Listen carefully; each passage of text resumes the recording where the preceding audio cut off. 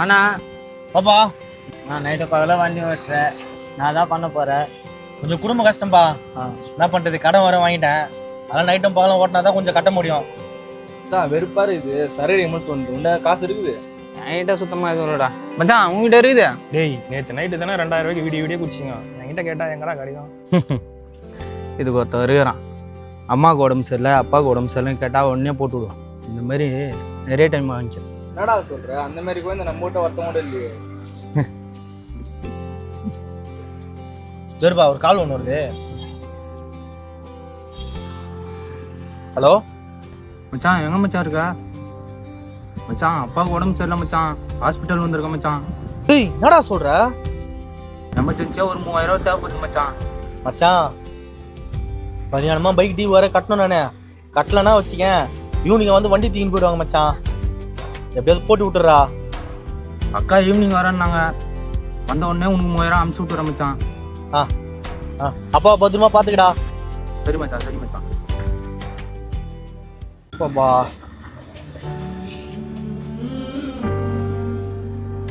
என்னப்பா 2 மாசம் டிவி கட்டாத நீ பாட்டுன்னு இந்த மாசமும் டிவி கட்டல, போன மாசமும் டிவி கட்டல. டிவி எப்பதான் கட்டுவ? கொஞ்சம் எமர்ஜென்சி ஒர்க் ஆயிடுச்சுண்ணா. நாளைக்கு எத்தனை கொடுத்துறேண்ணா. போன மாசமும் இதான் சொன்னேன், போன 3 மாசமும் இதேதான் சொன்னேன். வீட்டாண்ட போய் பார்த்தா வீட்டாண்ட ஆள் இல்ல. உன்னை எத்தனை வாட்டி நாங்க தேடுறது வெளியே? நாளைக்கு கையில எத்தனை நீ கொடுத்துறேன். காலையில வண்டி ஆபீஸ்ல டிவி கட்டு வண்டி எடுத்துக்குப்பா தயவு செய்து. இதுக்கப்புறம் உங்ககிட்ட வண்டி குடுக்குறா போல இல்லப்பா. வண்டிய டிவி கட்டு காலையில ஆபீஸ்ல வந்து வண்டி கொடுத்துறேண்ணா. கொஞ்சம் எமர்ஜென்சி ஒர்க்கா இருக்கு. காலையில நீ டிவி கட்டு வண்டி எடுத்துக்குப்பா. வண்டியாதான் ஆர்டர் வர இப்பதானே தேறேண்ணா.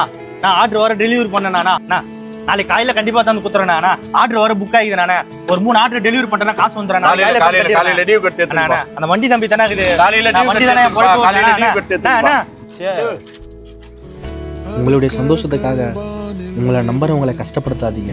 நீங்கள் இது போல் பண்ணுறதுனால உண்மையாக மெடிக்கல் எமர்ஜென்சின்னு சொல்லிட்டு ஹெல்ப் கேட்குறாங்க பார்த்தீங்களா, அவங்களும் உங்களா போல் பண்ணிடுவாங்களோன்னு அவங்களுக்கும் ஹெல்ப் பண்ண முடியாமல் போயிடுது. உங்களா மாதிரி ஆளுங்களால் உண்மையாக ஹெல்ப் கேட்குறவங்களும் பாதிக்கப்படுறாங்க.